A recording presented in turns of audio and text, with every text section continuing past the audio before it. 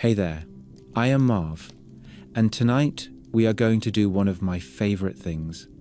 We are going to take a single object and follow its story all the way back through time. Sometimes it is a stone, sometimes a statue, sometimes a scrap of writing on cracked pottery. In this case, it is something a little more dramatic. A face made of gold that has stared calmly out at the modern world from museum posters, documentaries, and school textbooks for the last 100 years. Human history is full of grand monuments and famous names, but very often it is the small, personal things that end up speaking the loudest.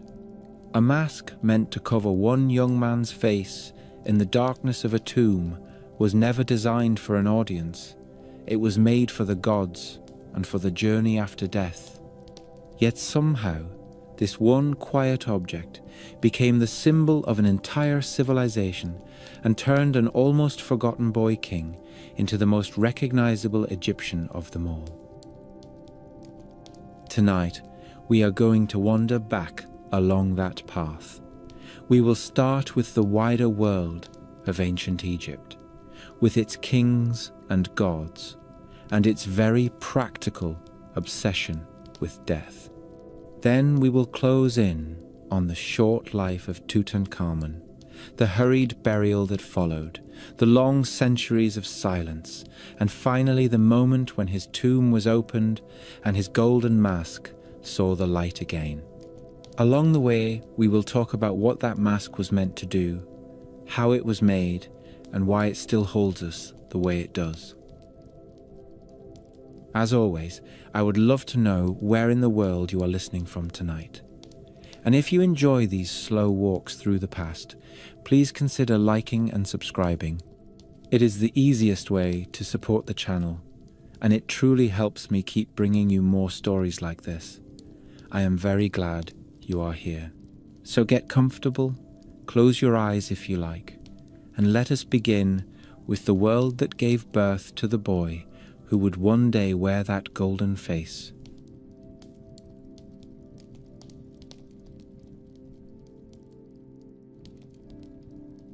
The royal nursery of Egypt, in the middle of the 14th century, before the Common Era, was not the sort of place where destiny announced itself with trumpets. Children came and went in a blur of wet nurses, tutors, and court gossip. Some were painted grandly on walls and then quietly forgotten. Among them was a small boy called Tutankhaten, who did not look like the future face of ancient Egypt. Tutankhaten, later known as Tutankhamun, arrived in a world that was already slightly off its axis.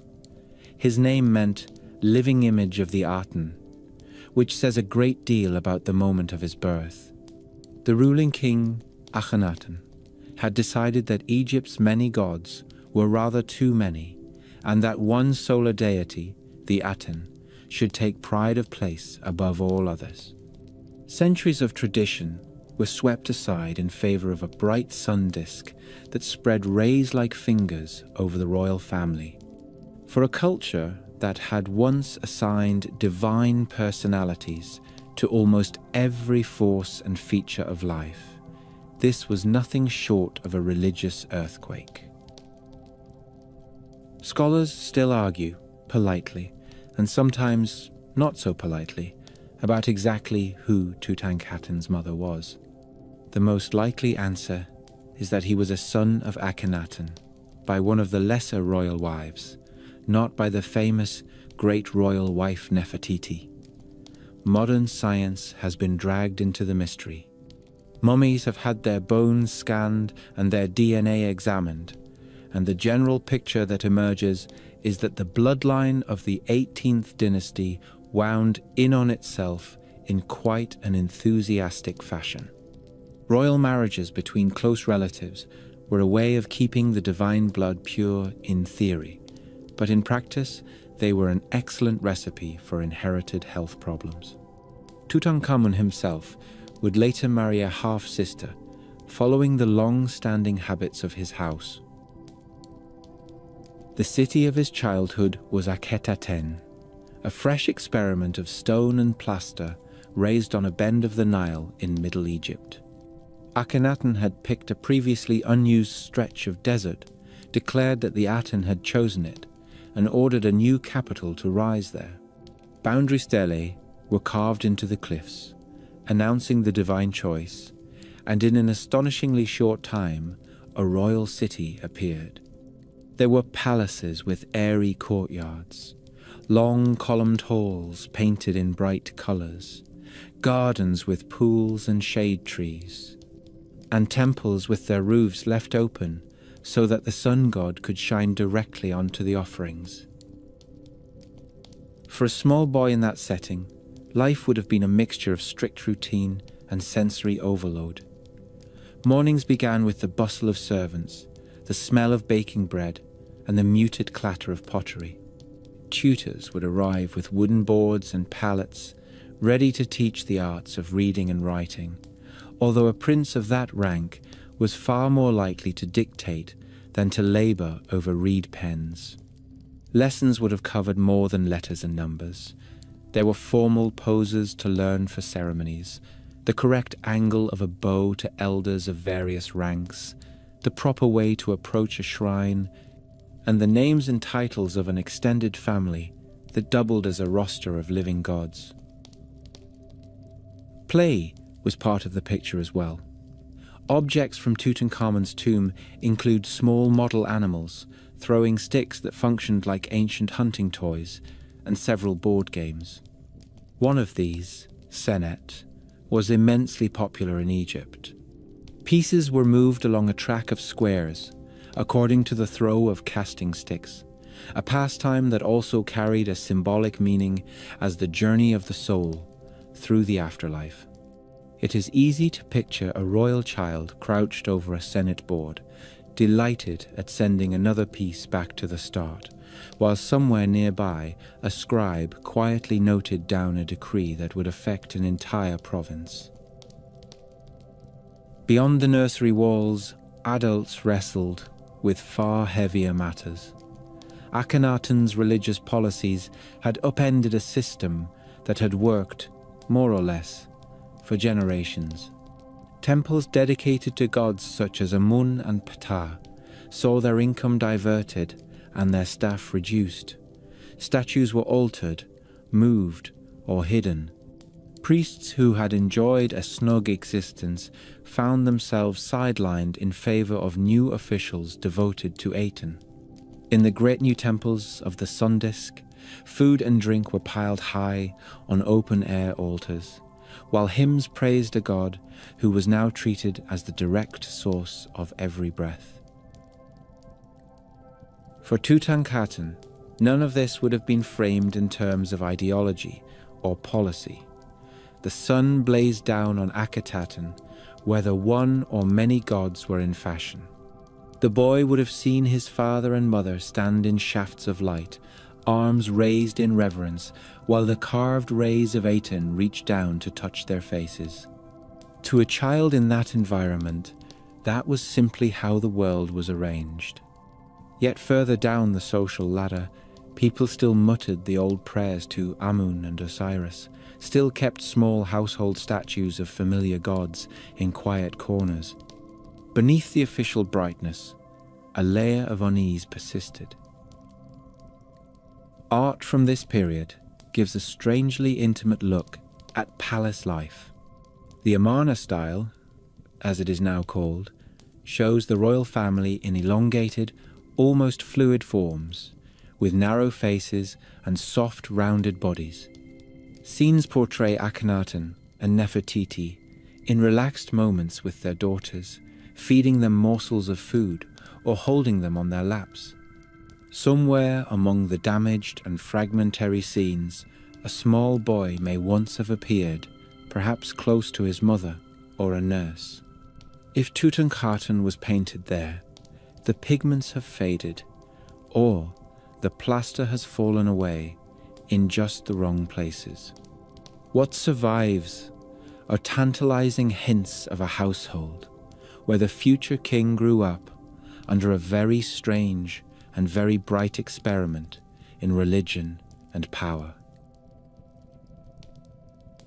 In the end, the strange religious experiment that had defined Tutankhaten's childhood did not so much explode as quietly run out of breath.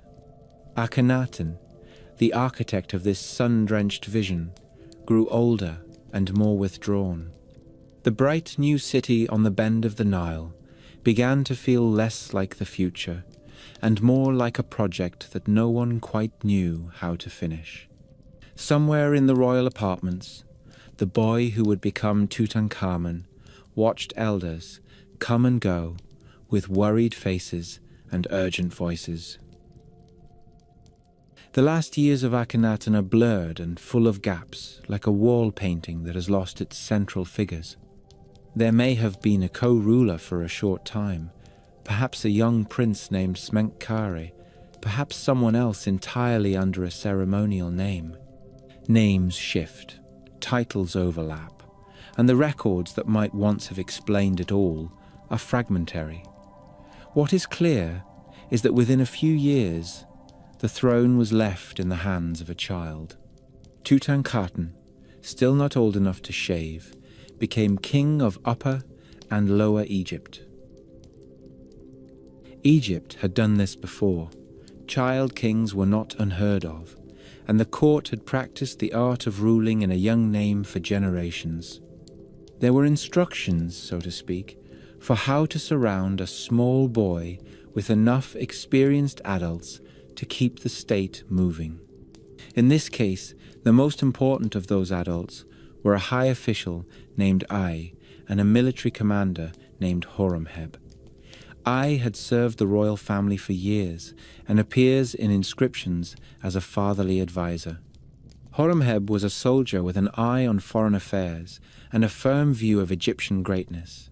Between them, they supplied the maturity and the muscle that the thin young king did not yet possess. The coronation itself must have been a spectacle. Somewhere in the city that Akhenaten had built, priests and officials gathered in long white robes. Scribes checked lists. Musicians tuned harps and flutes. The boy king would have been bathed and perfumed, his eyelids painted with protective black kohl, his head crowned with the tall double crown that symbolized both halves of the kingdom. The Aten still officially ruled supreme at this point, so hymns to the sun disk would have mingled with older prayers that no one quite dared to say out loud. For all the ceremony, the real business of the new reign was not immediately visible. That business was the slow, careful unwinding of Akhenaten's religious revolution. The country had tolerated a great deal because Egypt was good at absorbing oddities and carrying on. Yet the old system of many gods, with powerful temples that provided food, employment, and social structure, had been badly bruised. The priesthood of Amun, once a force to rival the throne itself, had lost income and prestige. Towns whose identities were built around local gods felt pushed aside by the new capital in the middle of nowhere. Even practical matters such as temple maintenance and festival calendars had been disrupted. In what must have been a remarkably tense series of meetings, the senior men around the throne weighed their options. Returning to the old system entirely would offend those who had benefited from Akhenaten's changes. Keeping the new religion as it stood risked real unrest. The compromise that emerged was clever. The young king would lead the way back to the traditional gods, and in doing so he would become the darling of every priest and official who had quietly loathed the Aten years. The shift began with something deeply symbolic. At some point early in the reign, the royal name was altered. Tutankhaten became Tutankhamun. One short element in the name was swapped for another. Aten, the sun disk, was out. Amun, the great hidden god of Thebes, was in. On stone walls, the old name was chiseled away and the new one carved in its place. Official documents and statues had to be corrected, which was no small undertaking in a bureaucratic culture that carved everything in hard stone and painted it for emphasis. The change announced to the entire kingdom that the young king now stood with the old gods. Names carry weight in ancient Egypt. A royal birth name was wrapped up with destiny, protection, and legitimacy. To change it so publicly was rather like repainting a national flag and rewriting the national anthem all at once. For priests of Amun and for ordinary people who had never quite warmed to Aten, the new name would have been a tremendous relief. The world made sense again. The great hidden god was back in favor. The political steps followed behind the religious signal. The court began to drift away from Akhetaten, that sun-struck city in the desert, and back toward more traditional centers of power. Memphis, near the head of the Nile Delta, became an important royal base again. Thebes, the city of Amun in Upper Egypt, began to recover its old glow. Workshops that had fallen quiet found orders returning. Temple estates began to see grain and cattle flowing back into their ledgers. One of the most important documents from this time, often called the Restoration Stela, sets out the situation in blunt and rather aggrieved language. It complains that the temples of the gods had fallen into ruin, that their shrines were overgrown with weeds, that the gods had turned their backs on Egypt because their images had been neglected. It then announces that the king has set about repairing all this. The gods will once again receive their offerings. Their processional roads will be swept and decorated. Their festivals will be celebrated at the proper times. It is the ancient equivalent of a new administration promising to fix everything the last one broke. The stela presents Tutankhamun as the driving force behind this restoration, which is flattering but not entirely believable, for a boy who had only just reached the age where one might reasonably be trusted to ride a chariot without supervision. Behind his serene carved features stood men like Ai and Horemheb, who knew very well which side their bread was buttered on. By championing the old gods, they gained the loyalty of powerful temple networks. By putting the words in the mouth of the king, they wrapped their policy in divine legitimacy.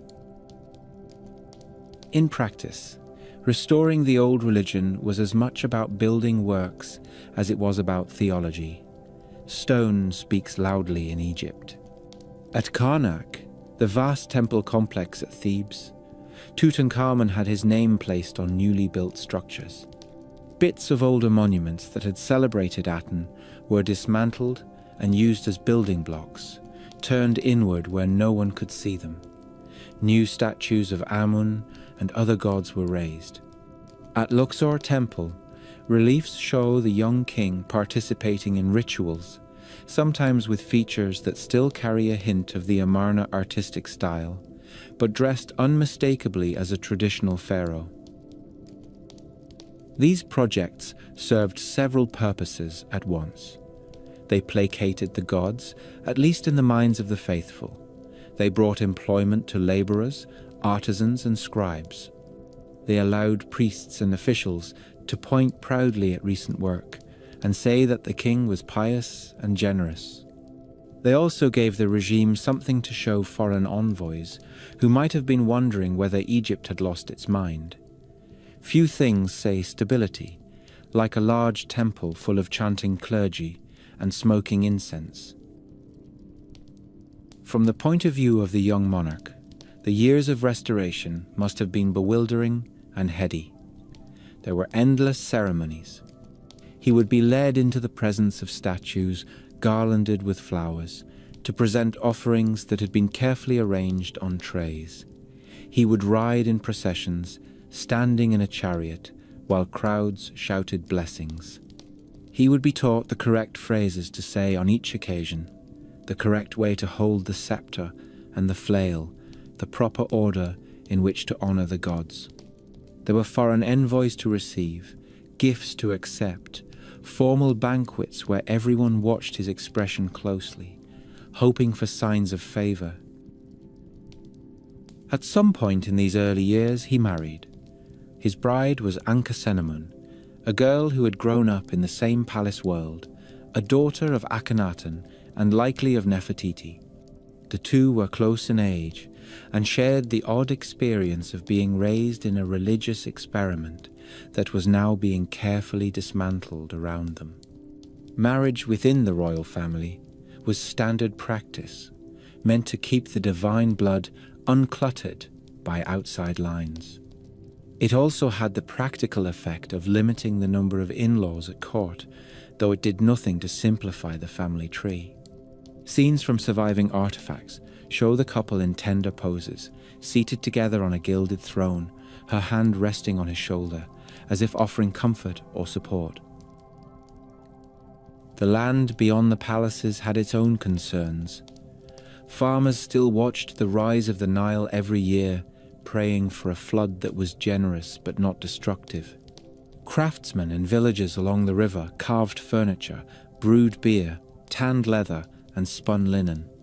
Soldiers along the borders kept an eye on neighbors who had their own ambitions in Syria and Nubia. For them, the fine distinctions between Aten and Amun mattered less than whether the temples were open, the festivals came on schedule, and the royal storehouses were full enough to provide grain in lean years.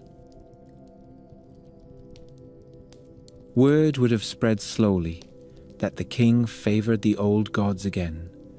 Travelers carried stories along the Nile. A caravan leader who had visited Thebes might tell of the smoke rising from the great temple of Amun once more. A scribe from Memphis might mention that new statues were being carved for Ptah. These were the kinds of small details that signaled to ordinary people that the world was returning to familiar patterns. Within the court, however, no one could quite forget the fragility of the situation. Tutankhamun had no surviving children that we know of, though there is tragic evidence that 2 stillborn daughters were buried with him. The royal line, in other words, perched on a young and not particularly robust pair of shoulders. The advisors who shaped policy for the kingdom knew perfectly well that they might outlive their king. It is hard not to suspect that each one carried in the back of his mind a quiet little list of what to do if the unthinkable happened, and the boy on the throne did not live to see middle age. The young ruler himself had little choice but to play the role set out for him. In public, he appeared as the embodiment of Maat, the divine order that kept chaos at bay. He smote enemies in reliefs, offered incense, and stood in the prow of ceremonial boats. In private, he was a teenager, with all the ordinary aches and uncertainties that come with growing bones and changing expectations. Modern studies of his remains suggest that he was not especially healthy. The royal inbreeding that had seemed theologically neat may have left him with fragile limbs and a body prone to infection. Long days of standing in heavy regalia, long nights of ceremonies lit by flickering oil lamps, would have taken their toll. Still, for a brief span of years, the arrangement worked. The gods were appeased, or at least their human representatives were. The temples thrummed with life again. The sun still rose for those who clung to Aten, but now it did so as part of a wider cast of divine characters, rather than as a lone star. Tutankhamun's name was carved on walls from Nubia in the south to the edges of Syria in the north. He was pharaoh in every formal sense, even if the decisions were often made by older men whose names would one day appear only in footnotes.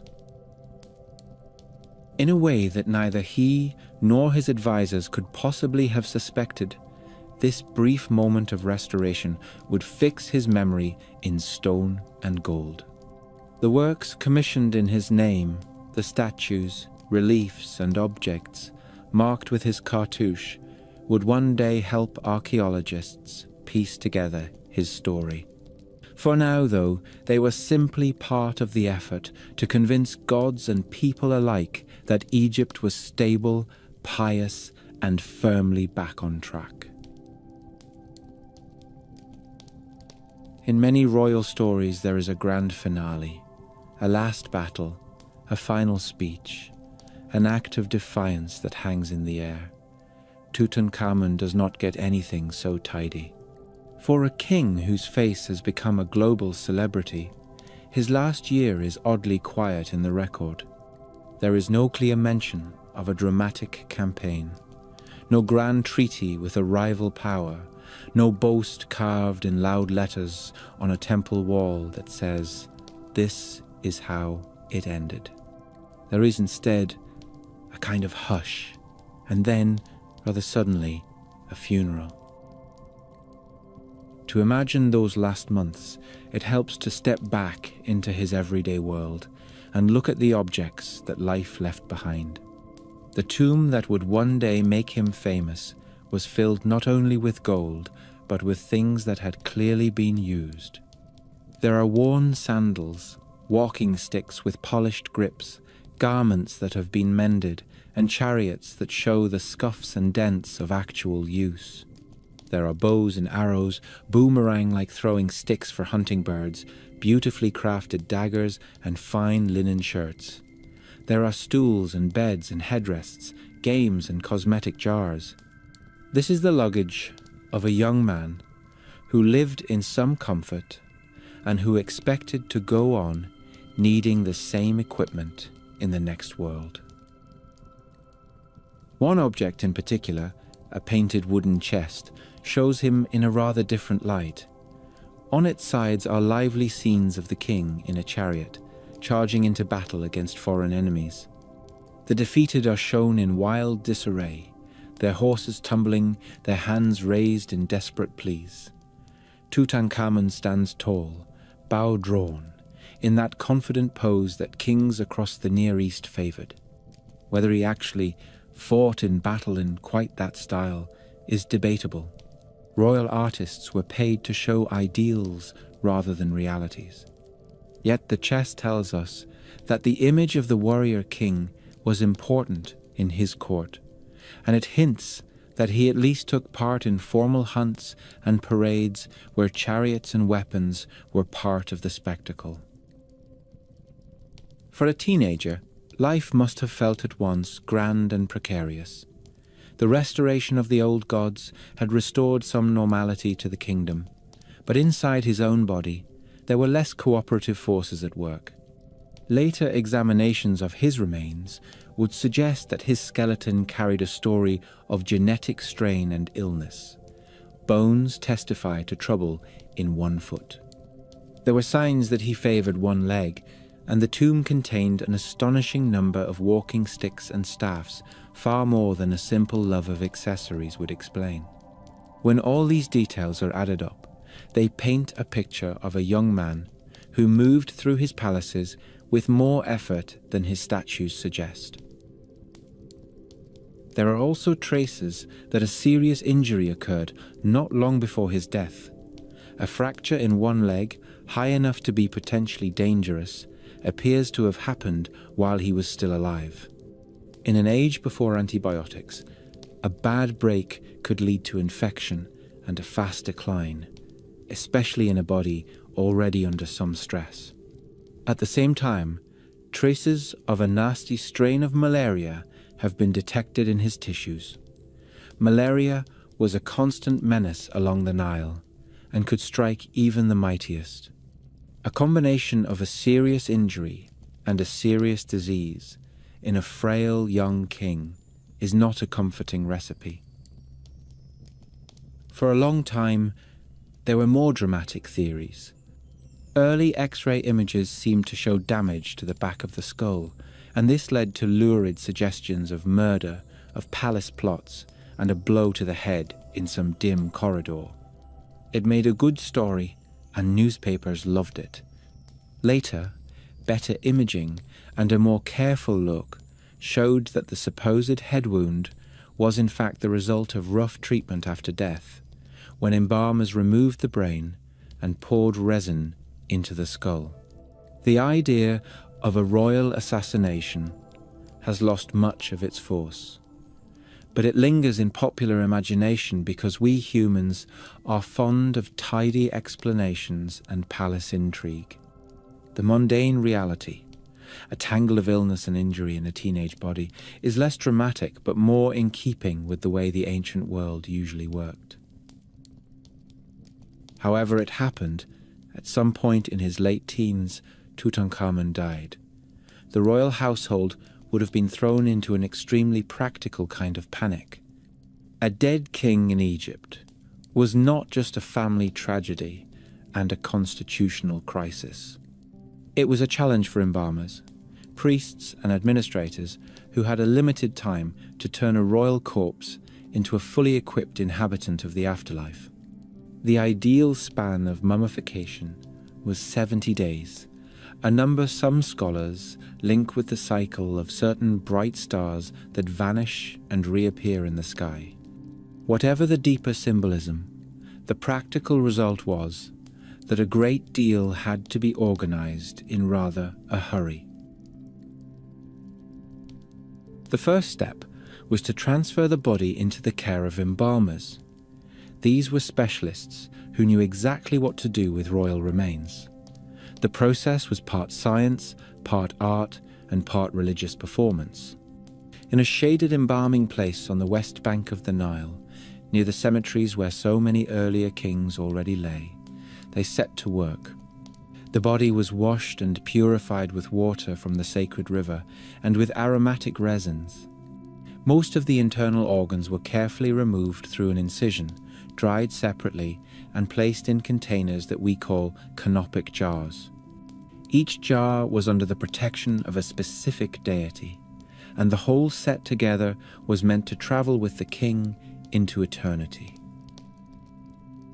The heart was left in place inside the chest. Egyptian belief saw the heart as the seat of thought and character, and in the great judgment scene of the afterlife, it would be weighed against the feather of truth. The brain, on the other hand, was regarded as unimportant. It was drawn out in rather undignified fashion through the nose and discarded.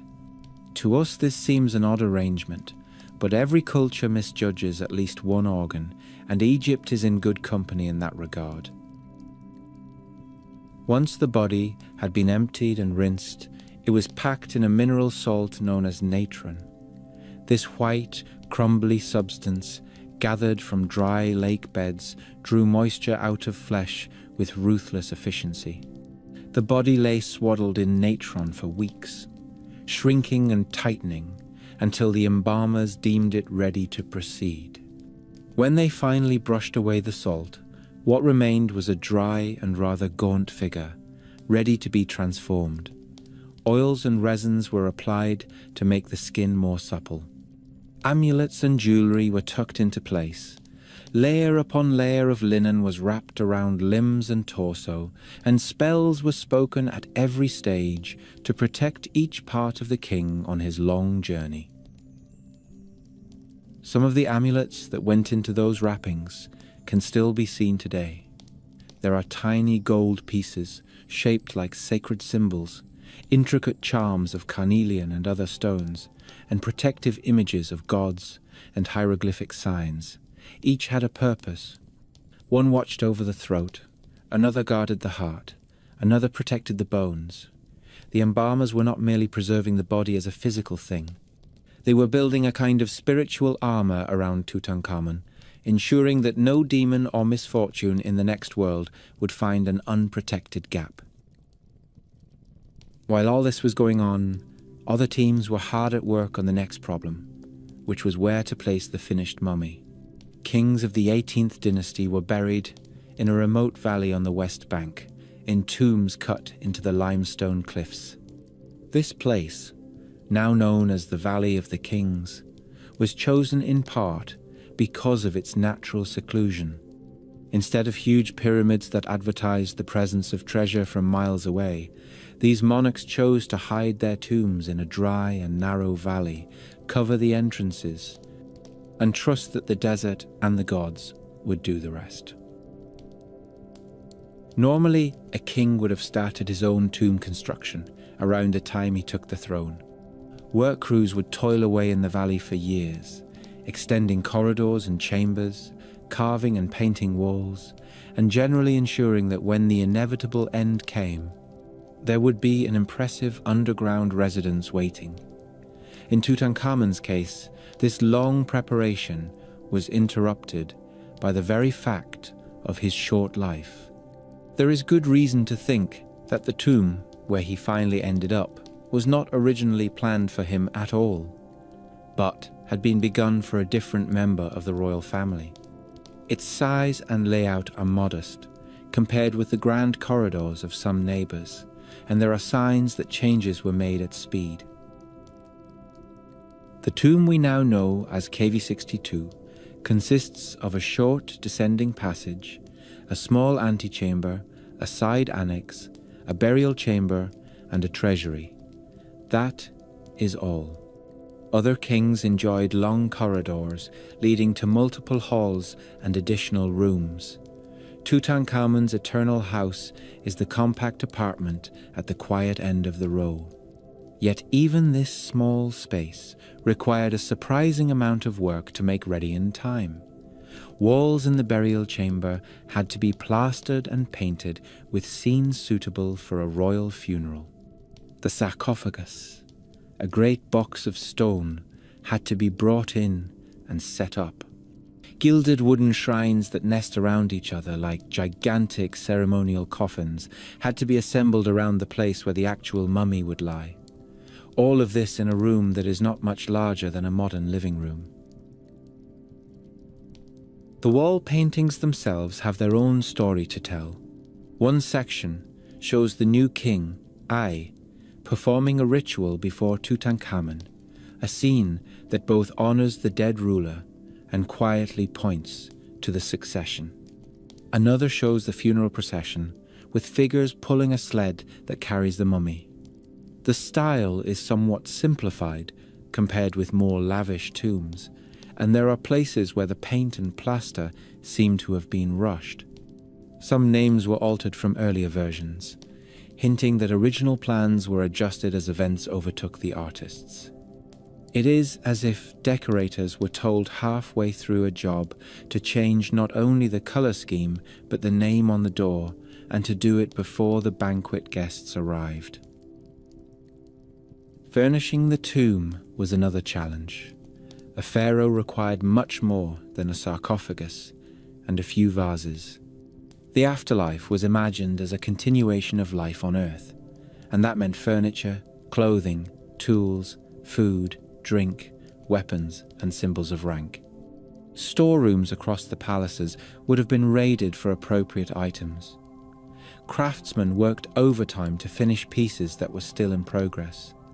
Objects originally intended for someone else were pressed into service, their inscriptions altered to carry the name of Tutankhamun instead of another individual. In some cases, the earlier names can still be seen under magnification, like ghostly signatures beneath a new coat of paint. The list of things that eventually made the journey into the little tomb is astonishing. There were ceremonial chariots with gilded fittings, thrones inlaid with coloured glass and stones, beds carved to resemble animals, alabaster jars that still held traces of unguents and oils, and elaborate containers shaped like shrines. There were boxes filled with linen garments, some of them finely pleated, others more practical. There were weapons of fine workmanship, shields and pieces of armour. A splendid dagger made from meteoric iron, polished to a sheen, rested near the body. There were baskets and jars of food, wine jugs carefully labelled with year and vineyard, garlands of dried flowers that still keep a hint of their shape. Among the more touching items are those that speak directly of the young man rather than the office he held. Locks of hair believed to belong to his grandmother were sealed in a small casket, as if a family keepsake had been tucked into his luggage. Games lie ready to be played again, including Senet sets with their carved pieces. There are small statues that probably stood in private corners of palaces, now repurposed as comforts and companions in eternity.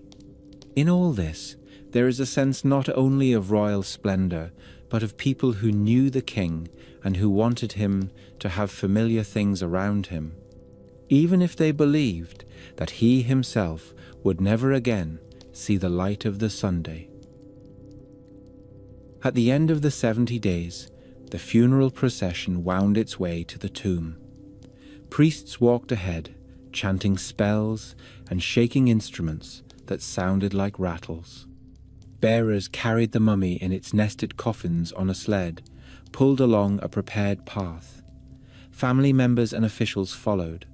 Somewhere among them walked Anke Senneman, now a young widow. With her were the elder statesmen of the court, including A, who was already positioning himself as the next ruler. The air would have smelled of incense and desert dust, and the walls of the valley cliffs would have stared back impassively as they had done for centuries. At the entrance to the tomb, final rites were performed. One of the most important was the so-called opening of the mouth ceremony, in which special tools were touched to the lips and face of the mummy to restore the senses, so that the dead king could speak, eat, see, and breathe in the next world. Offerings of food and drink were presented. Hymns and prayers were spoken in a language that was ancient even then. Once all was done, the inner shrines were closed, the stone lid of the sarcophagus was set in place, and workers began the less poetic task of filling passages and doorways with rubble and plaster, then sealing them with official stamps. For the court, life moved on with brisk determination.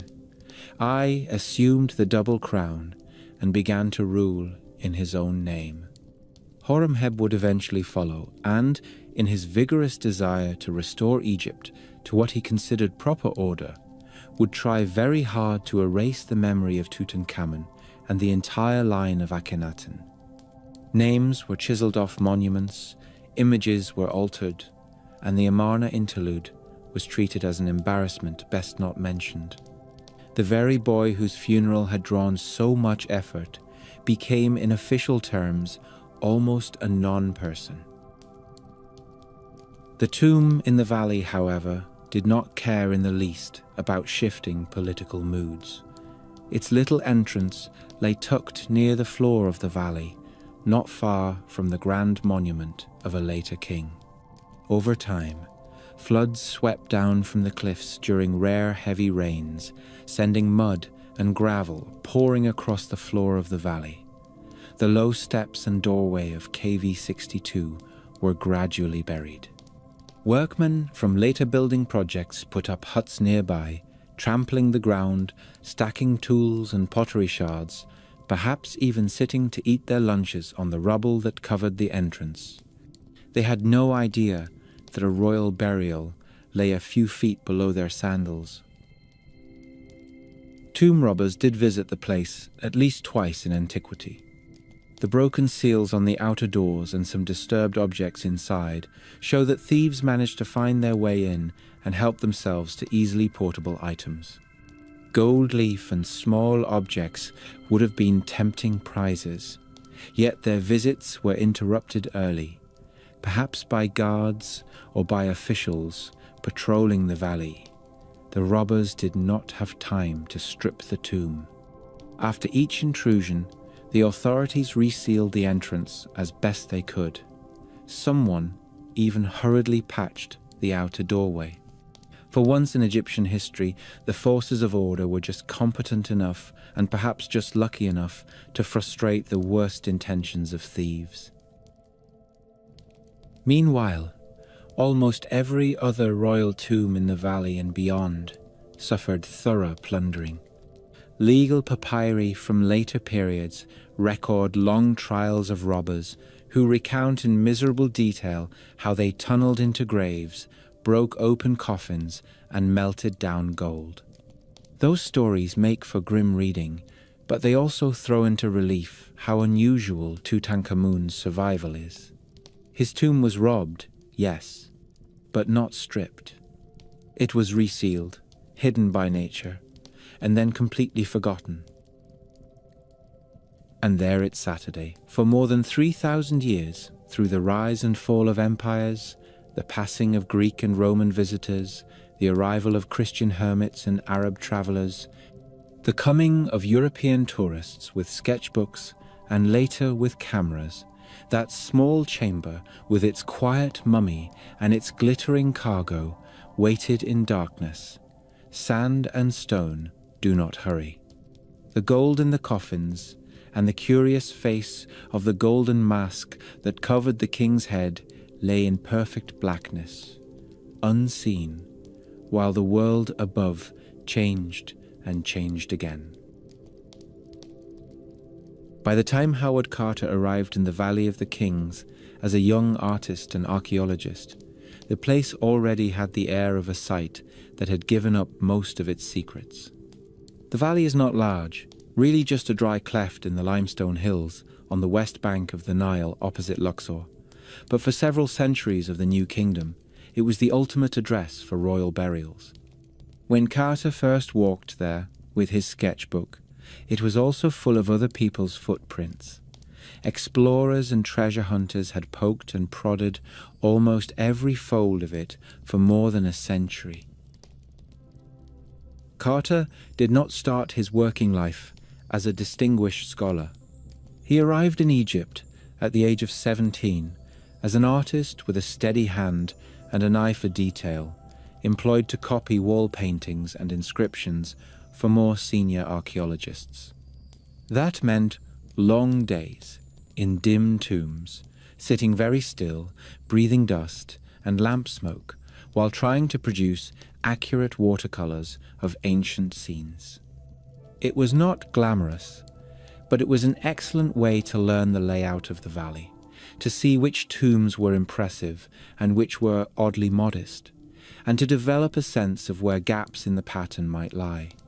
Over time, he shifted from illustrator to excavator, gaining a reputation for being careful, stubborn, and a little prickly in his dealings with officials. The partner who would make his stubbornness truly useful was George Herbert, the 5th Earl of Carnarvon, a British aristocrat who had turned to Egyptian antiquities after an unfortunate car accident left him in need of warm winters. Carnarvon had money, curiosity, and a taste for adventure. Carter had experience, patience, and a detailed mental map of the Valley of the Kings. It was a good match.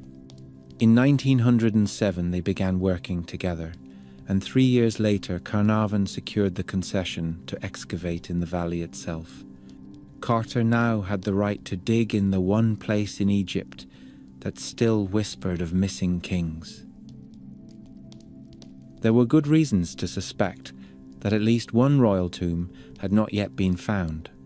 Lists of kings from the period suggested that some rulers were missing from the archaeological record. One of those names was Tutankhamun. A few small objects bearing his cartouche had turned up in the valley, mostly in the tomb of another king, which implied that somewhere nearby his own burial ought to exist. But the valley floor was cluttered with debris from earlier digs, builders, huts, spoil heaps, and the random rubble of centuries. To find anything that had been thoroughly buried, someone would have to move a great deal of unpromising stone. Carter was precisely the sort of man to do that. He approached the valley as a kind of three-dimensional puzzle. Old maps were studied, surfaces were marked off in grids, and teams of workmen set to the unromantic task of clearing rubble one basket at a time.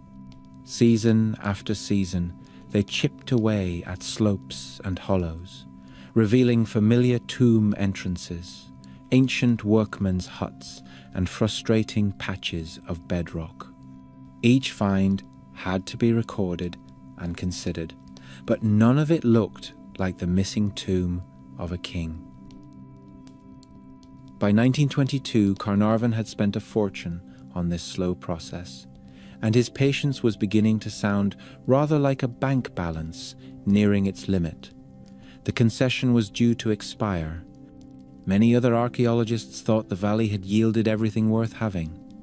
Carter, however, remained convinced that one patch of ground near the tomb of Ramesses VI still hid something important. It was a natural hollow that had been used as a convenient dumping place for rubble and for temporary huts. He had a hunch that the builders of a small royal tomb might have cut into that spot, and that later activity had covered the entrance by accident. The final season was granted almost as a last favour. Carter hired his crews, set up his camp, and began once more to clear away the sun-baked piles of stone and dust that lay over his chosen area. In early November, the men reached a layer of chips that looked different from the rest, the sort of squared flakes that come from cutting a tomb staircase rather than from natural erosion. Soon after, the top of a cut stone step emerged. It led downward, disappearing under more rubble.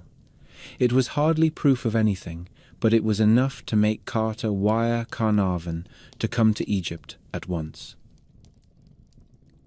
Over the next days, the workmen cleared the staircase, step after step, until a plastered doorway came into view at the bottom.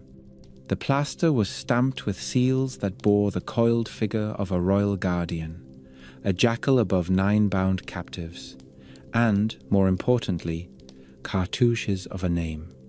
Carter bent close and brushed away dust. The name inside the oval signs was familiar. It was Tutankhamun. All the patience, all the dusty seasons had led to this little door in the rock. On the afternoon of 26 November 1922, with Carnarvon and a small group present, Carter had a narrow hole cut in the upper corner of the sealed doorway. The air that rushed out had been trapped there since craftsmen had finished their work more than 3,000 years before. Carter held up a candle and peered in. At first, his eyes saw only darkness and shifting shadows. Then, slowly, glints of gold and shapes of furniture emerged out of the gloom. Carnarvon asked if anything could be seen. Carter later recorded his own answer as a simple phrase that has since been repeated endlessly. He said that he saw wonderful things. The space beyond that first doorway was not the burial chamber itself, but an antechamber, a kind of grand hallway that had been crammed with items of astonishing richness. Gilded couches shoved up against one another, chariots leaning at awkward angles, great chests, shrines, stools, baskets, and statues all jumbled together as if a number of furniture vans had arrived at once and their drivers had been told to hurry. Nothing quite like it had ever been seen. Almost every surface seemed to glint. What is easy to forget in the neat retelling is that nothing was touched immediately. The opening of the first sealed door was the archaeological equivalent of discovering a loaded treasure chest, then deciding to shut the lid again and carefully photograph the hinges. Carter knew that one clumsy move could destroy fragile objects or disturb the layers of evidence that might explain how the tomb had been used and reused. So the small breach in the doorway was sealed again, guards were posted, and plans were made.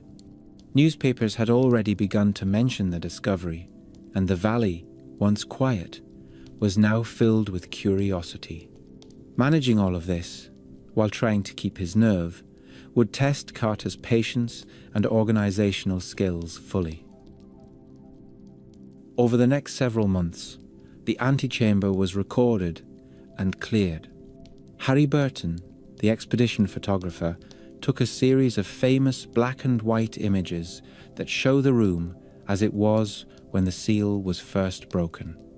In those photographs, chairs and beds lie in what looks like artful chaos. Statues stare ahead with fixed expressions, and stacks of boxes create a forest of edges and corners. Burton worked with heavy cameras on tripods, using long exposures and portable lamps. His pictures are crisp and detailed, and they remain some of the most valuable records from the entire enterprise. Each object had to be measured, drawn, described in notes, and given a number. Conservators applied gentle bandages and supports to items that were decayed or fragile, because 3,000 years in a sealed room is no guarantee of perfect preservation. Temperature changes, ancient insects, and the simple frailty of materials would all have taken a toll. When an item was ready, it was carried out of the tomb in a carefully arranged procession and taken to a laboratory space nearby. There, further cleaning and strengthening could be done before anything was sent on to the Cairo Museum. Among the things that slowed the work was the realization that the tomb had been visited, however briefly, in antiquity. The outer seals on the first doorway had clearly been broken and patched more than once. Inside, some boxes had been rifled, their lids removed and their contents disturbed. Robbers had come looking for gold and had taken what they could snatch and carry before being interrupted. Carter could see that officials had then made some effort to restore order, retying cords and adding new seals. The result was an antechamber that felt crowded and untidy, but that still contained an extraordinary quantity of untouched treasures. Behind the antechamber lay the inner heart of the tomb, still sealed at this point. A second doorway led into the burial chamber, but Carter refused to rush. He insisted that the first rooms be fully documented and cleared before the central shrine was opened. This was a wise decision. It meant that when, eventually, they did step into the burial chamber, there would be room to maneuver and a better understanding of what to expect. Patience is not always rewarded in archaeology, but in this case it certainly was. When work finally moved on to the burial chamber and its attached side rooms, the scale of the find became even clearer. In the center of the painted room stood a large gilded wooden shrine, then another inside it, and another inside that, like an enormous set of ceremonial nesting boxes. Within the innermost shrine was the stone sarcophagus, its lid held in place by great bolts. The process of dismantling these layers took years. Each piece had to be recorded, disassembled, conserved and removed in order, a process slightly reminiscent of taking apart a very delicate and very ancient wardrobe that happens to contain a king. The world beyond the valley watched all this with increasing excitement. Newspapers sent correspondence, magazines ran long illustrated features, and the names of Carter and Carnarvon became famous.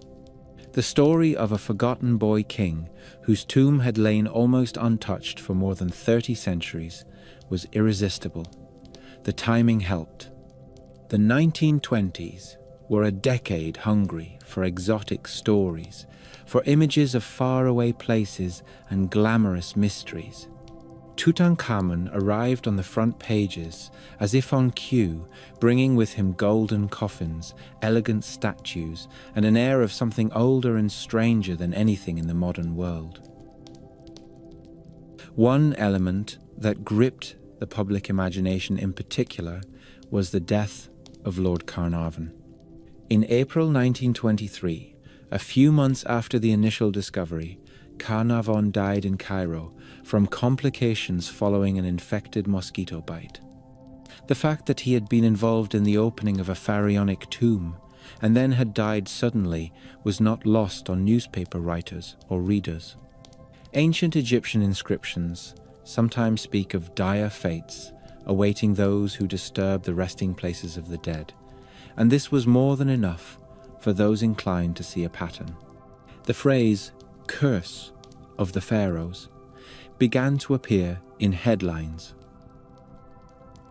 In reality, there was no special curse written on the walls of Tutankhamun's tomb.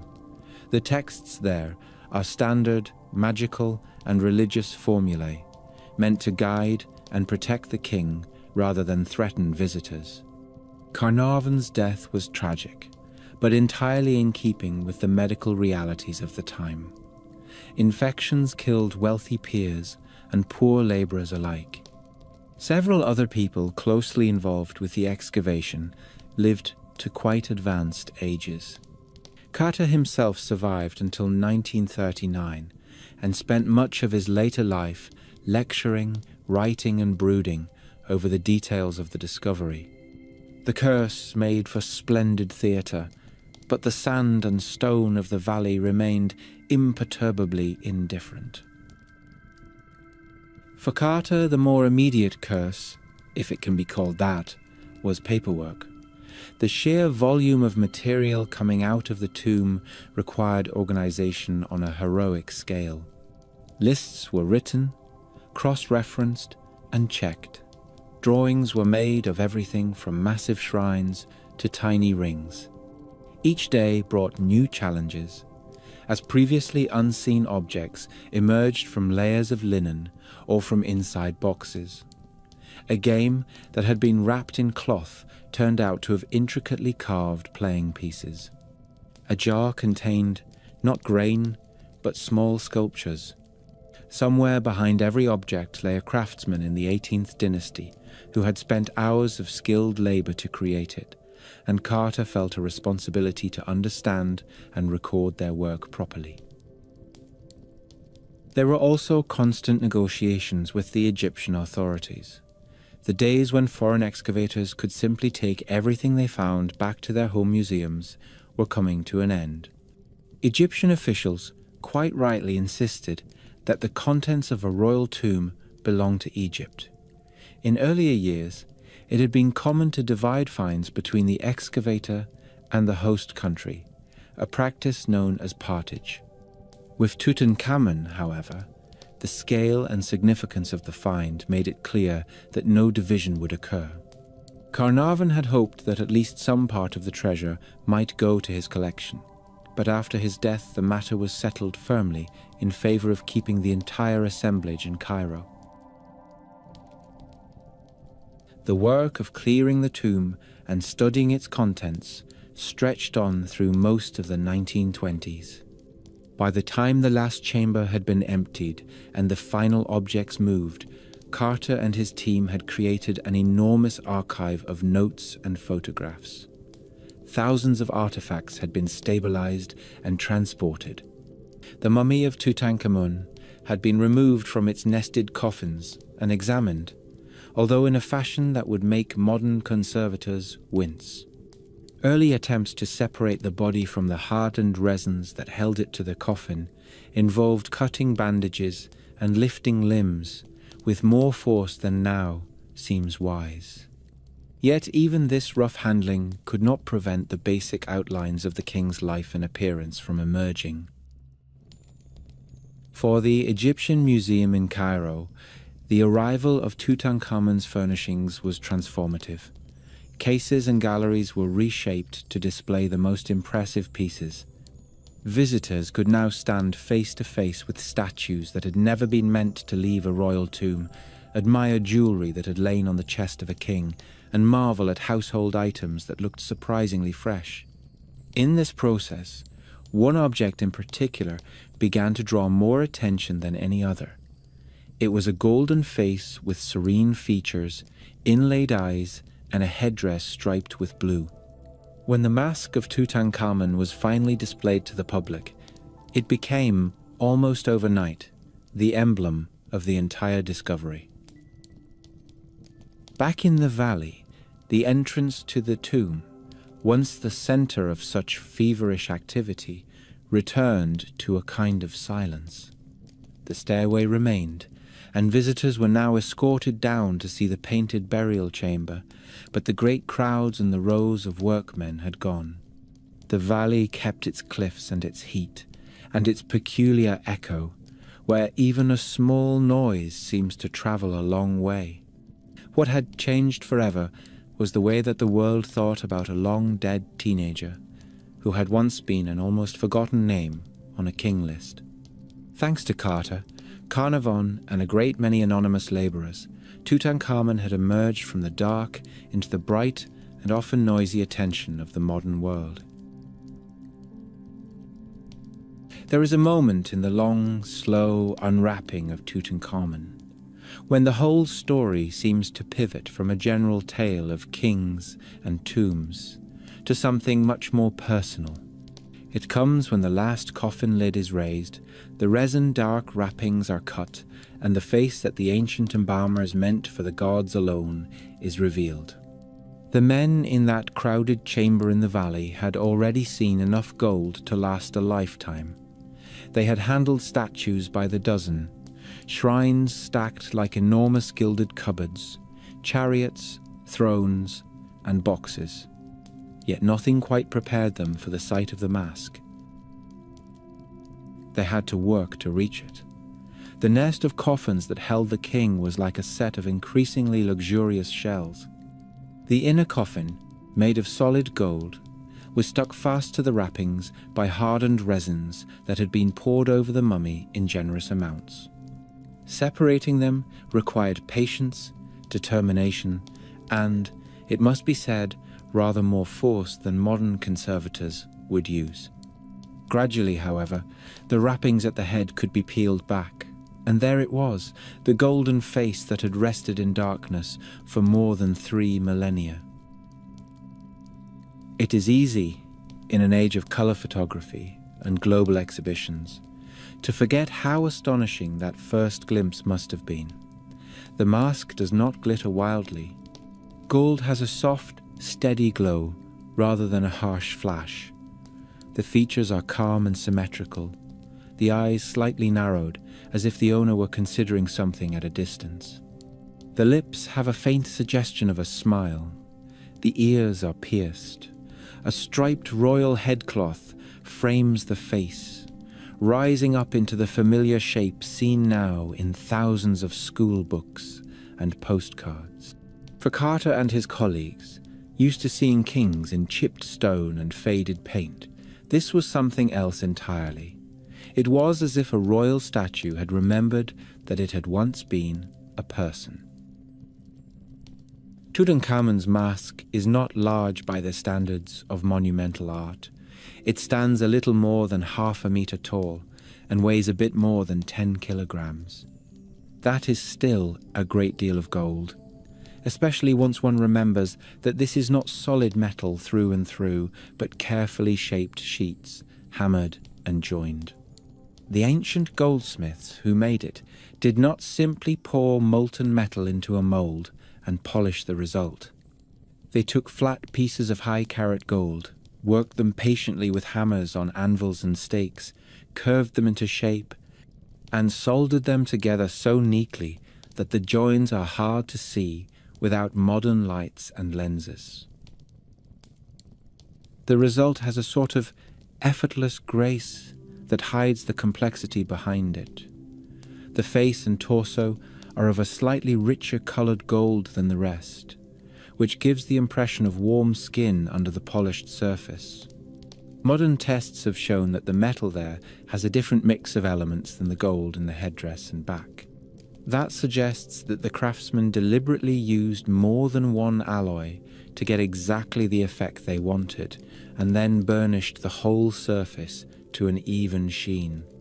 In a workshop somewhere in Thebes or Memphis, men who had never heard the name Tutankhamun before they received the commission sat for months or years tapping away at sheets of metal to conjure a king. Gold on its own, though, was not enough. The ancient Egyptians loved contrast. The striped headcloth is inlaid with a deep blue material, a mixture of glass and mineral that mimics the color of lapis lazuli. The eyebrows and the cosmetic lines around the eyes are set with actual lapis, a stone that had to travel a long way from mines in Central Asia. The whites of the eyes are made from polished quartz, with pupils of dark stone. The collar that spreads over the chest is inlaid with small rectangles of colored glass and semi-precious stones in a repeating pattern, like a very patient mosaic. Hawks' heads form the terminals of the collar, their eyes and beaks picked out in contrasting colors. Up on the brow of the mask, just above the center of the forehead, two tiny creatures rear their heads. One is a cobra, the other a vulture. They look almost decorative, but they are carrying an entire political statement in miniature. The cobra represents the goddess of Lower Egypt, the vulture the goddess of Upper Egypt. Together they declare that the wearer of the mask rules both halves of the country. Even in death, the king is not allowed to forget that he is, in theory, keeping the land unified simply by existing. The long braided beard that extends from the chin is another important signal. It is not a realistic representation of Tutankhamun's own facial hair. Egyptian kings are often shown in life with smooth cheeks. The beard on the mask is a divine attribute, modeled on the stylized goat-like chin hair of certain gods. It tells the attentive viewer, which, in this case, originally meant the gods and the blessed dead, that the person behind the gold is now fully enrolled among divine company. He is not merely royal, he has joined the club. If one could lift the mask and turn it around, which museum staff now do very rarely and only with elaborate precautions, there would be more to see on the back and shoulders. The rear of the headdress shows the same careful striping. Along the back and on the underside of the collar there runs a band of hieroglyphic writing. This is not a label in the simple sense. It is a protective spell, a piece of religious text taken from funerary manuals that were already old when Tutankhamun was born. It calls upon various gods to guard the head and shoulders of the king, to keep away harm, to guide his steps in the world beyond. This combination of portrait and prayer is what makes the mask such an interesting object. It is not a simple likeness, nor is it merely a written charm. It is both fused together in metal and stone. For the Egyptians, the spirit of a person needed a recognizable image in order to have a reliable point of contact with the world. That is one reason why statues and reliefs were so carefully made and protected. A mask like this one allowed the subtle parts of the king, which they divided into different aspects with names like Ka and Ba, to return to the body and to recognize it properly. At the same time, by giving that face the attributes of the god Osiris and inscribing spells around it, the craftsmen were turning the king into something more than he had been in life. Other people in Egypt were buried with masks as well, though very few on this level. Nobles and wealthy officials sometimes had cartonnage masks made from layers of linen and gesso, painted with their features and with bright collars and headdresses. These could be quite beautiful in their own right. What sets Tutankhamun's mask apart is not only the material, but the amount of attention paid to every detail. Even the pierced ears are interesting. Ear piercing was more often associated with queens and with young members of the royal family than with mature male rulers. The choice to keep the pierced lobes on this mask has fed into later debates about whether some parts of it might have been adapted from an object made originally for a royal woman. That idea, that the mask was perhaps not entirely bespoke for Tutankhamun, gained strength when close inspection revealed a few oddities in the inscriptions. The cartouches on the shoulders carry the king's throne name and birth name, carefully chased into the gold. Around them the text runs in clear vertical columns. Yet in one place there are signs that an earlier name may have been altered, perhaps scraped out and replaced. There are also slight differences in style between the face and the headdress. Some scholars have suggested that an older mask, perhaps made for someone like the mysterious royal woman we call Neferneferuiten, was modified in a hurry for Tutankhamun's unexpected funeral. Others are not convinced and argue that the variations can be explained as normal workshop practice. Modern scientific tools have joined this debate in typically dry fashion. Specialists have taken miniature samples of gold from unobtrusive spots and analyzed them to see what other elements are mixed in.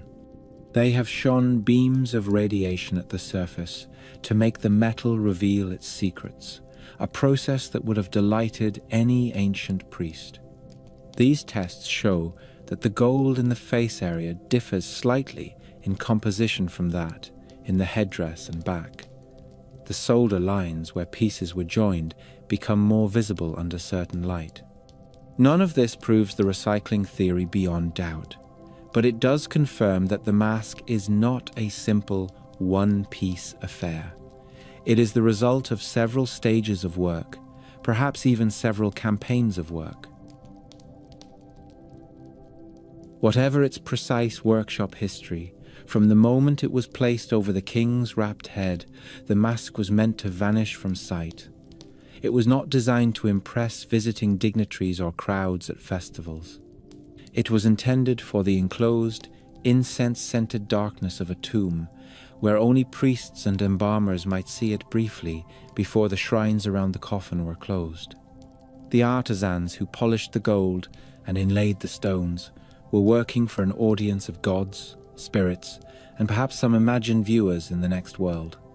The fact that their creation has spent the last century under bright museum lights, surrounded by tourists with cameras, is the sort of cosmic joke history seems to enjoy. Once the mask had done its initial job in the burial chamber, it slept quietly on the king's face for those long centuries while sand and stone settled above. The gold did not rust, which is one reason the Egyptians valued it so highly. It was the metal that did not decay, the flesh of the gods, as some texts poetically put it. The inlays stayed mostly in place. A little dust found its way into crevices, but in the sealed environment of the nested coffins, there was surprisingly little change. When Carter finally uncovered it, the mask was almost as it had been on the day of the funeral, with only minor chips and cracks to betray the passage of time. The real adventures of the mask, oddly enough, began after its rediscovery. Once removed from the mummy and separated from the inner coffin, it became an object in need of constant care. Gold does not corrode, but the glass and stone inlays can flake or loosen. Modern air contains pollutants that the ancient embalmers never had to consider. Temperature and humidity can cause expansion and contraction in subtle ways.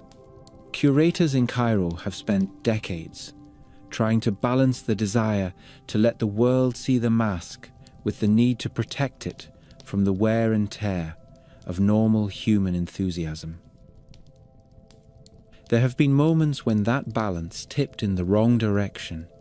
One of the most talked about incidents took place in the early years of the 21st century, when the long braided beard of the mask became loose during a routine cleaning.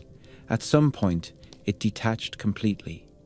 In the hurried atmosphere of a museum that receives huge numbers of visitors every day, a small team of staff decided to reattach the beard using a quick-setting synthetic resin. It was a practical solution in the short term, but it was not at all appropriate for an object of such importance. The glue left visible traces, and in scraping away excess material, someone managed to scratch the surface of the gold on the chin. When details of this improvised repair reached the outside world, there was a predictable outcry. Conservators gently explained in interviews that ancient masterpieces should not be treated as if they were broken plastic toys. A proper international team was assembled, and over a period of careful work, the modern glue was painstakingly removed under magnification. The beard was then reattached, using materials more in keeping with ancient techniques, including a natural resin very similar to the one the goldsmiths themselves might have used. The scratches were smoothed as far as possible. Several people involved in the original mistake faced disciplinary action. The mask itself, it should be said, bore this small drama with its usual calm expression. Other rumors have swirled around the object from time to time. During periods of political upheaval in Egypt, particularly when museums were threatened by looting, there were anxious questions about whether Tutankhamun's treasures were safe.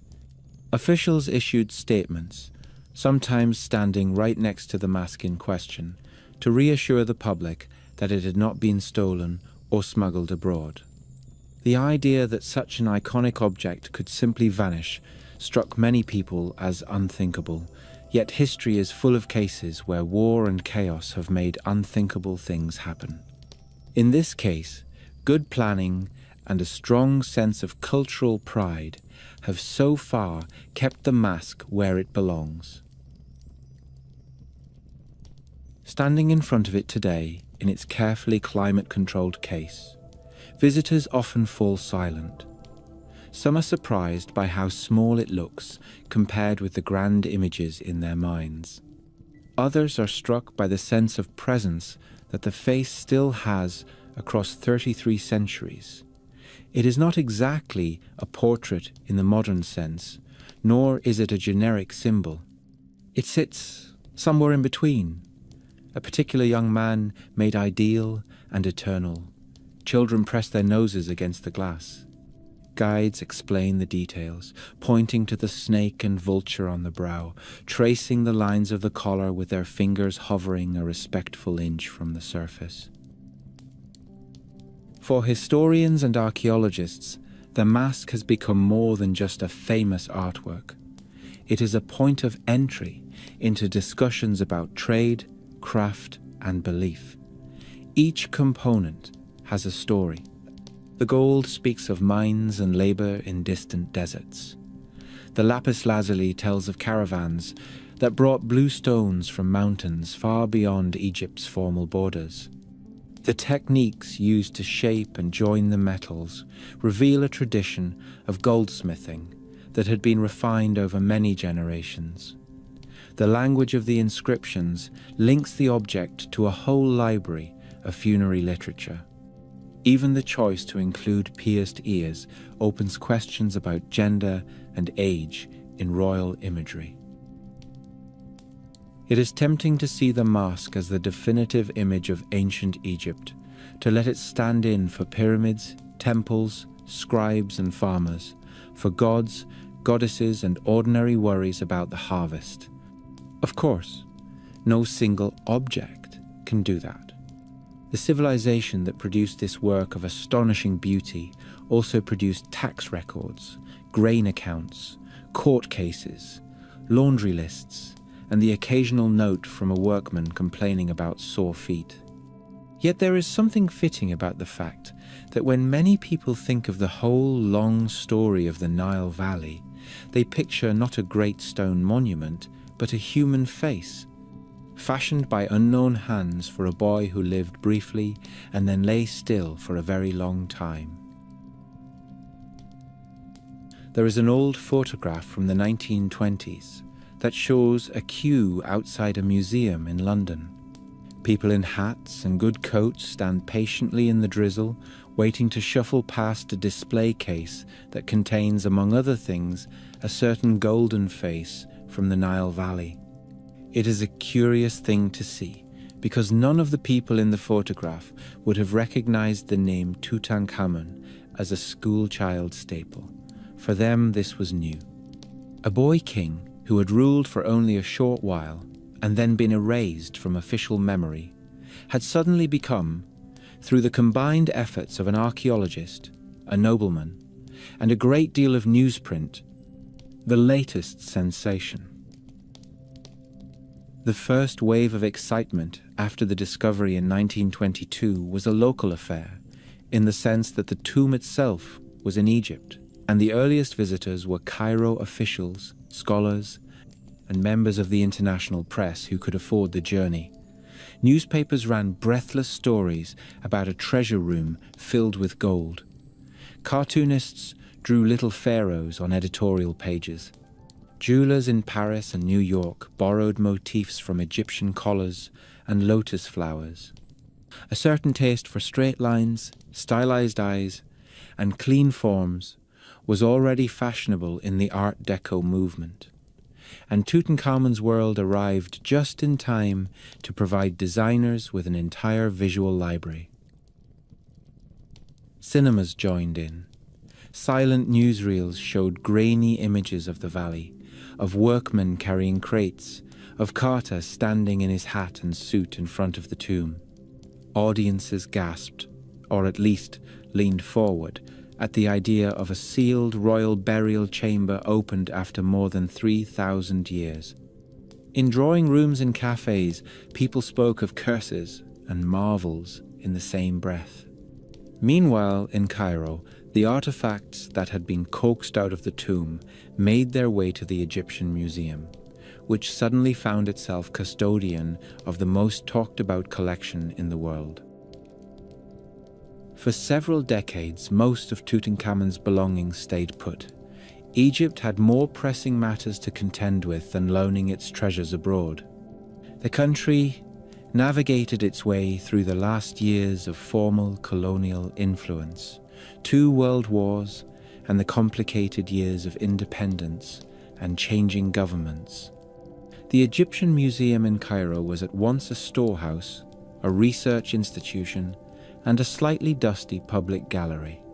Glass cases filled with statues and jewelry from many periods gave visitors a sense of the sweep of the civilization. Somewhere among them, the boy king's things were arranged for display, while his reputation continued to grow in school textbooks and popular histories. Then, in the early 1960s, a new kind of story began to be told with Tutankhamun's help. The government of Egypt was facing a very modern challenge. The construction of the Aswan High Dam promised electricity and flood control, but it also threatened to drown a long stretch of the Nile Valley upstream, including temples and tombs that had stood on the riverbanks since pharaonic times. An enormous international campaign began under the umbrella of a cultural agency to save these monuments, either by moving them block by block or by recording them as fully as possible before the rising waters swallowed them. Into this effort stepped a familiar name from the 18th dynasty. A selection of objects from Tutankhamun's tomb was assembled into a traveling exhibition that toured North America. The idea was simple and rather brilliant. People were already fascinated by the boy king. If they could see his belongings up close, they might be more willing to donate money to help rescue temples in peril. The exhibition, which opened in Washington early in the decade, visited many cities in the United States and Canada. It featured a few dozen carefully chosen items, small enough to travel, but rich enough to make a strong impression. Visitors filed past gold ornaments, delicate alabaster vessels, and personal objects that looked surprisingly fresh for their age. The tour raised funds and awareness for the monuments at risk far to the south. That first tour taught museums and governments a lesson they have never forgotten. Tutankhamun drew crowds. People were willing to stand in line for a chance to glimpse the personal possessions of a long-dead teenager. They bought catalogues and posters. They told friends and relations about what they had seen. For host institutions, the Boy King became a sort of cultural engine capable of pulling visitors through the doors in numbers that normal displays simply did not manage. If the early 1960s taught the lesson, the early 1970s turned it into a phenomenon. A much more ambitious exhibition, given the grand title Treasures of Tutankhamun, was organised to mark the 50th anniversary of the tomb's discovery. It opened at a great museum in London in 1972. Around 50 objects made the journey from Cairo, including some that had never left Egypt before. Among them, on that occasion, was the famous mask itself, carefully boxed, insured for a substantial sum, and escorted as if it belonged to a head of state. By the time the exhibition closed at the end of the year, more than 1.5 million people had filed through. The show became the most popular in the history of that museum and has been credited with helping to usher in the era of the blockbuster exhibition, where a single themed show can dominate a season and reshape expectations of what a museum visit might be. From London, the show and its variants moved on. Objects from the tomb toured the Soviet Union, then crossed the Atlantic for an extended visit to the United States. From 1976 to 1979, Treasures of Tutankhamun visited 6 American cities. People queued in Chicago, New Orleans, Washington, Los Angeles, and beyond. Newspapers carried photographs of long lines and delighted children. Museum shops sold pharaoh-themed souvenirs in dizzying quantities. The public appetite for a glimpse of the Boy King seemed inexhaustible. In the process, museums discovered that their somewhat austere reputations could be leavened with a touch of spectacle without losing seriousness. As the years went by, more travelling shows followed. Different combinations of objects left Cairo for carefully planned tours in Europe, the United States, Japan, and other countries. One early 21st century exhibition, given titles that varied slightly from place to place, but that generally promised the golden age of the pharaohs, combined items from Tutankhamun's tomb with pieces belonging to other 18th dynasty figures. Visitors could move from a case showing a royal chair to one filled with delicate jewellery, then on to a reconstructed chariot or a statue of a feline goddess. While the golden mask itself stayed at home, other instantly recognisable pieces served as ambassadors of the collection. These tours were not without controversy. Moving ancient artefacts across continents involves risks, both to the objects and to diplomatic relations. Loans of such prestigious material can be seen as gestures of goodwill or as bargaining chips in larger political conversations. Insurance costs are steep. Curators must balance the gains in public engagement and funding against the strain on fragile items that were, after all, never intended to travel more than a short distance from the Nile into a tomb. There is also the question of how often the same story can be told without dulling its edge. Yet every time a new Tutankhamun exhibition is announced, tickets still sell at a brisk pace. Not all the modern encounters with the Boy King have involved physical artifacts. The centenary of the tomb's discovery in 2022 inspired a different kind of experience. In several cities, Visitors could step into large halls where digital projections of Egyptian scenes played across the walls and floors. An immersive show with a name that promised to take viewers beyond the familiar image of the pharaoh used sound, light, and narration to conjure up his world without moving a single real object from Cairo. Others mounted conferences, lectures, and online collections of archival material about the original excavation. Museums published essays and videos that revisited the discovery with a century's worth of hindsight. While the wider public flocked to exhibitions and immersive experiences, specialists were busy doing something rather less glamorous, but no less important. Tutankhamun's mummy and the other royal mummies in the collection at Cairo became subjects for a new sort of investigation that the ancient embalmers could never have imagined. Computed tomography scanners, more commonly associated with hospital radiology departments, were brought into use. Researchers slid the mummies through these machines and obtained detailed images of the bones and remaining soft tissues without unwrapping a single bandage. These scans, along with careful sampling of DNA from bone and soft tissue, allowed scientists to revisit old questions about Tutankhamun's family tree and health. A widely discussed study in 2010 compared genetic markers from several royal mummies of the 18th dynasty and suggested likely relationships among them.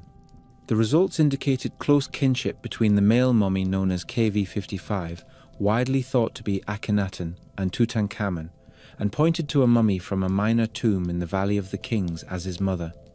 The same research and follow-up work documented possible congenital problems, including deformities in the feet and evidence of infection with malaria parasites. Other scholars urged caution about how far these conclusions could be pushed, pointing out the challenges of working with small and degraded samples, but the general picture of a young king with frail health conditions has largely remained. If the talk of DNA and scans sounds a long way from storytelling, it is worth remembering that every culture tries to use the tools at hand to get closer to the past. Where Carter wielded a candle and a notebook, modern researchers wield laptops and medical equipment.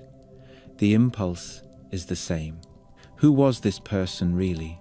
How were they related to others? What did their body endure in life? In Tutankhamun's case, the mix of glamour and vulnerability revealed by these studies has only deepened public interest.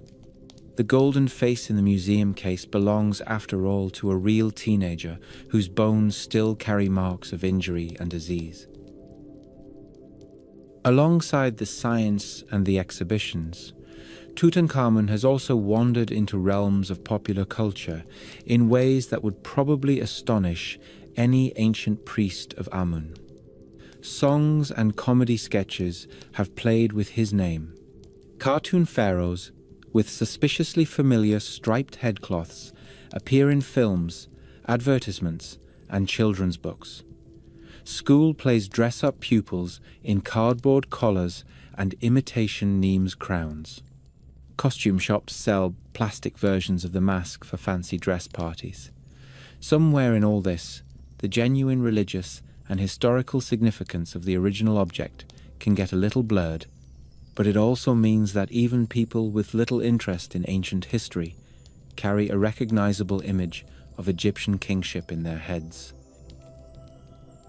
Museums have learned to navigate this mixture of reverence and playfulness with varying degrees of good humor.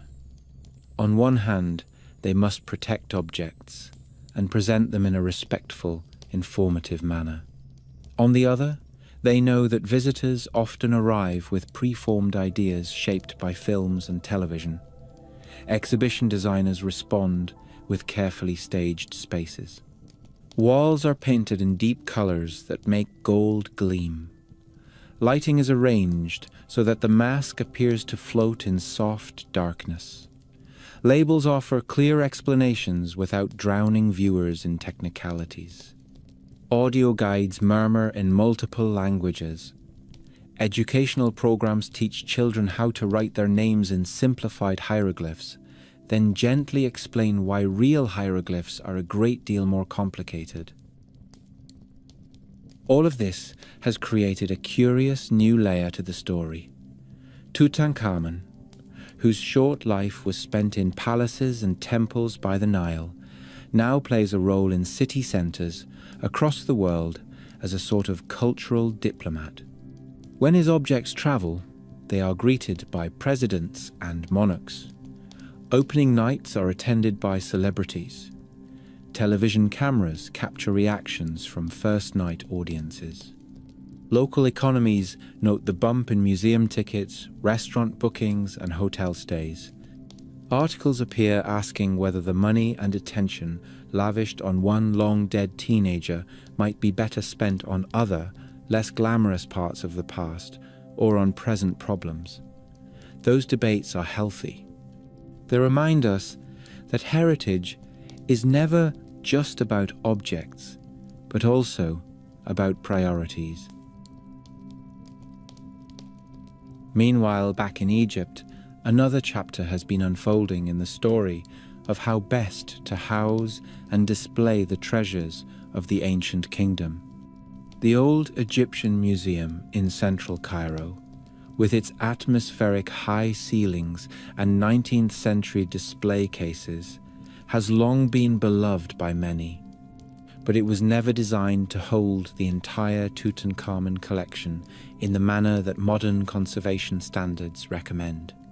Plans for a new, much larger museum near the pyramids at Giza were drawn up late in the 20th century. Construction began in the 2000s, paused during political upheavals, and then resumed.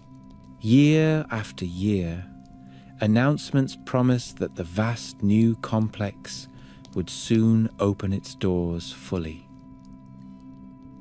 At last, in the autumn of 2025, the long-awaited Grand Egyptian Museum officially opened to the public.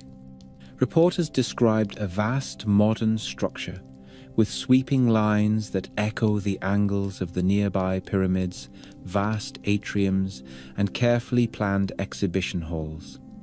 The museum was billed as the largest in the world devoted to a single civilization. Among its main attractions, and certainly the one that captured headlines, was the promise that for the first time, the entire collection of objects from Tutankhamun's tomb would be displayed together in spacious galleries designed specifically for them. For the curators who had spent years preparing for that moment, the move was both exciting and nerve-wracking. Every item to be transferred had to be assessed, stabilized, and packed. Special crates with shock-absorbing features were built. Routes were planned so that objects could travel from the old museum to the new without undue vibration or risk. The golden mask, perhaps the most recognizable of all the items, was the last to be moved. It traveled under a level of protection usually reserved for high-level dignitaries, accompanied by conservators who watched every step and bump. Anxious eyes followed the journey until the case was safely installed in its new home. Visitors who now make their way through the Tutankhamun halls at the Grand Egyptian Museum walk down a sequence of rooms that try to echo, in a very loose and comfortable way, the structure of the tomb. Instead of cramped spaces and low ceilings, there are wide, dimly lit galleries. Cases display shrines, chariots, beds, jewelry, and everyday objects, arranged in a way that lets people see the care that went into each piece. At the heart of all this, the mask rests in its climate-controlled case, no longer buried beneath layers of stone and gold, but still surrounded by the same items that once kept it company in the dark. There is something faintly comic and also quite moving about the sight of modern crowds standing where they are told, keeping a respectful distance, and raising small, glowing rectangles to capture an image of that face.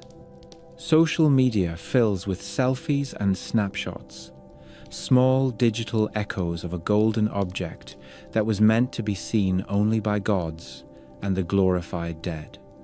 In living rooms far from the Nile, people scroll through pictures of friends and acquaintances stood in front of Tutankhamun's mask. The boy king, once forgotten even by his own successors, now appears on countless screens in an almost casual way. For Egyptians themselves, the story has additional layers. The treasures of the tomb are not simply interesting remnants of a remote past. They are part of a national story, symbols of a culture that has endured foreign rule, revolution, and rapid change. The new museum is intended not just as a tourist destination, but as a statement of cultural pride and continuity. Children from Cairo and from villages along the Nile come on school trips, clutching notebooks and juice boxes, and stand in front of the objects that their ancestors made long before their schools or their city streets existed. Guides explain that this is not merely the tale of one boy, but part of the long narrative of a country. In all this, the golden mask has become both more and less than it was. As an object, it is what it has always been, a piece of astonishing craft, a fusion of portrait and spell, built to guard a single body. As a symbol, it now carries an almost absurd number of meanings. It stands for ancient Egypt in general, for the romance of archaeology, for the early 20th century mixture of scholarship and adventure, for the rise of blockbuster exhibitions, for the power of scientific analysis, and for the constant tug of war between the desire to share the past and the need to protect it. Somewhere behind the glass, if one is inclined to imagine such things, there is still the shadow of the quiet young man who wore the mask only once, on the day his body was wrapped and laid within its coffins. He did not ask to become the best-known pharaoh in school curriculums, or the subject of endless documentaries and souvenir mugs. Yet without him, and without the artisans who shaped his funerary equipment, museums would be poorer, the story of archaeology would be shorter, and our mental picture of ancient Egypt would lack its most familiar face.